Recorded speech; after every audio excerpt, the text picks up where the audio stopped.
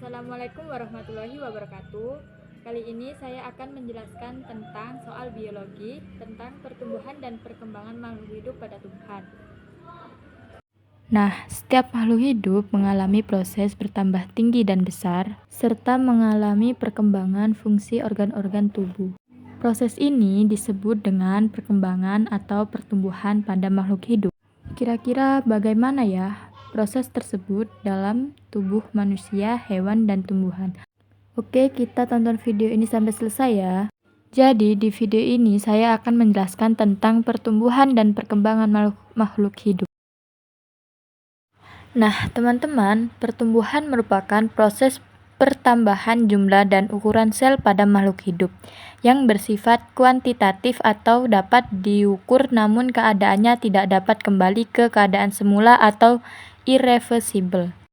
Contoh pertumbuhan adalah bertambah tingginya suatu tanaman. Untuk dapat menghitung pertumbuhan secara kuantitatif digunakan suatu alat yang disebut oksanometer. Sedangkan perkembangan merupakan proses menuju kedewasaan yang sifatnya kualitatif atau tidak dapat diukur, namun keadaannya dapat kembali ke keadaan semula atau reversible. Contohnya perkembangannya organ reproduksi berupa bunga pada tanaman. Walaupun berbeda pengertian, proses pertumbuhan dan perkembangan berjalan bersamaan dan saling berkaitan. Pertama, saya akan menjelaskan tentang pertumbuhan dan perkembangan tumbuhan. Pertumbuhan pada tumbuhan diawali dari biji yang tumbuh menjadi zigot, kemudian menjadi embrio yang dilengkapi cadangan makanan. Biji terbagi menjadi dua jenis, yaitu biji tumbuhan monokotil dan biji tumbuhan dikotil. Terdiri dari bagian-bagian berikut: kulit biji, endosperma, dan kotiledon, yang berfungsi untuk menyimpan cadangan makanan dan menutrisi embrio. Radicula atau bakal akar, plumula, bakal daun, epikotil, bakal batang yang berada di atas kotiledon, dan hipokotil, bakal batang yang berada di bawah kotiledon. Perbedaan tumbuhan monokotil dan dikotil dari struktur bijinya adalah pada tumbuhan monokotil, pluma dan radicula punya selubung berupa koleoriza, pelindung radicula, dan koleoptil, pelindung plumula. Sedangkan tumbuhan pada dikotil, plumula, dan radicula tidak mempunyai selubung. Pertumbuhan tiga sistem jaringan meristem primer yang terletak di akar dan batang. Tiga sistem jaringan primer yang terbentuk adalah protodem, yaitu lapisan terluar yang akan membentuk jaringan epidermis. Meristem dasar yang akan berkembang menjadi jaringan dasar yang mengisi lapisan korteks pada akar, dan prokambium, yaitu lapisan dalam yang akan berkembang menjadi silinder pusat, yaitu xilem dan floem. Pertumbuhan yang terjadi pada tumbuhan dapat dibedakan menjadi dua, pertumbuhan primer dan pertumbuhan sekunder. Pertumbuhan primer terjadi sebagai hasil pembelahan sel pada jaringan meristem primer yang terdapat di ujung akar dan di ujung batang. Adanya jaringan meristem primer pada ujung akar dan ujung batang ini memungkinkan tumbuhan tumbuh lebih tinggi atau lebih panjang. Pertumbuhan sekunder terjadi sebagai hasil aktivitas jaringan meristem sekunder yang terdapat pada tumbuhan dikotil berupa kombium dan kombium gabus. Adanya pertumbuhan sekunder memungkinkan bertambah besarnya organ-organ tumbuhan. Jadi, kita bisa membedakan pertumbuhan sekunder dan pertumbuhan primer sebagai berikut. Perubahan bentuk yang terjadi pada pertumbuhan primer, ukuran batang dan tanaman yang memanjang dan adanya pelengkap batang. Sedangkan pertumbuhan sekunder, diameter batang yang besar. Jaringan yang berperan pada pertumbuhan primer yaitu meristem apikal dan interkalar. Sedangkan pada pertumbuhan sekunder yaitu meristem interal. Hasil pertumbuhan yang pada pertumbuhan primer yaitu longitudinal, sedangkan pada pertumbuhan sekunder yaitu radial. Asal pertumbuhan pada pertumbuhan primer yaitu sejak awal tumbuh, sedangkan pada pertumbuhan sekunder mengikuti pertumbuhan primer. Letak pada pertumbuhan primer yaitu ujung akar dan ujung batang, sedangkan pada pertumbuhan sekunder kambium dan kambium gabus, sedang sejenis tumbuhan. pada pertumbuhan primer yaitu semua jenis tumbuhan. Sedangkan pada pertumbuhan sekunder yaitu tumbuhan yang memiliki akar dan batang berkambium.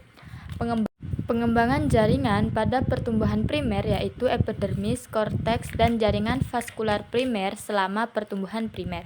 Sedangkan pada pertumbuhan sekunder yaitu jaringan periderm, floem sekunder, xilem sekunder, lentisel, dan kulit kayu selama pertumbuhan sekunder.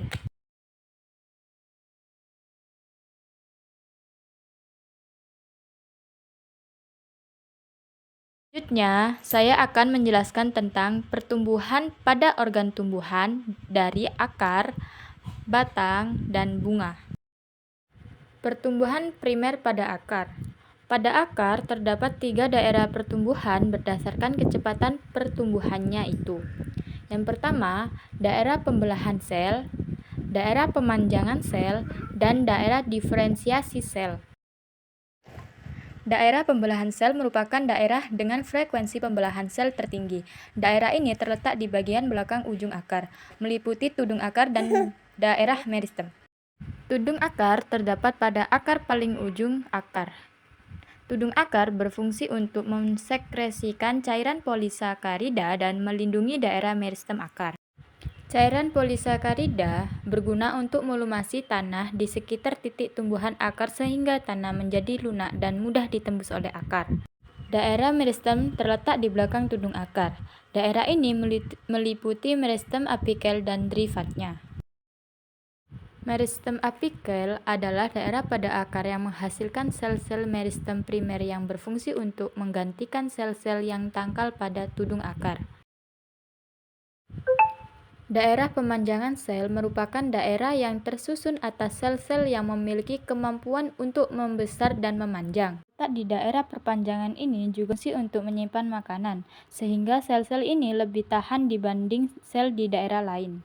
Daerah pemanjangan sel terletak di belakang daerah pembelahan sel.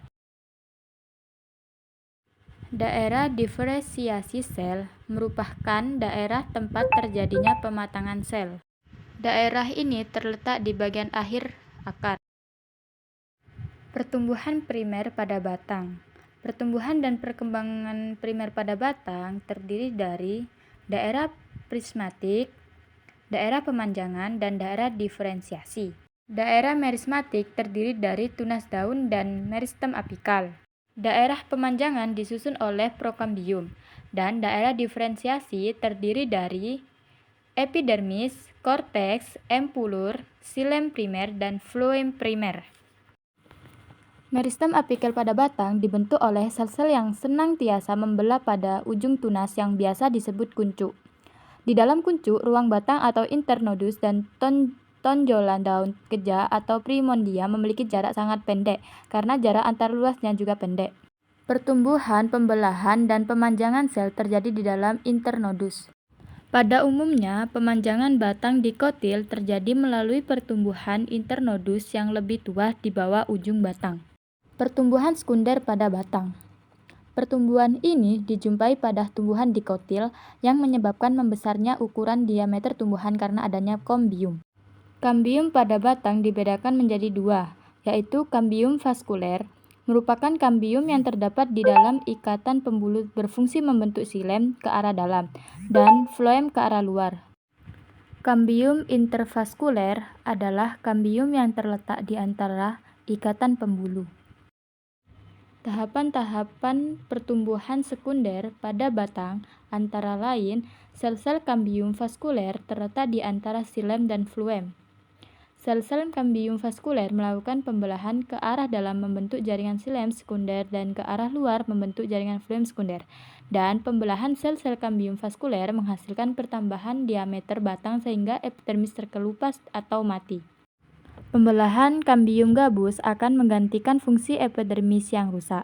Pembelahan kambium vaskuler terjadi sepanjang tahun, tapi kecepatan pembelahan pada musim hujan berbeda dengan musim kemarau. Pada musim hujan, kecepatan pembelahannya lebih tinggi sehingga menghasilkan pertambahan diameter batang yang lebih besar. Jadi, jawaban yang benar pada soal kali ini yaitu A. Velogen. Saya menjelaskan tentang pertumbuhan dan perkembangan makhluk hidup pada tumbuhan.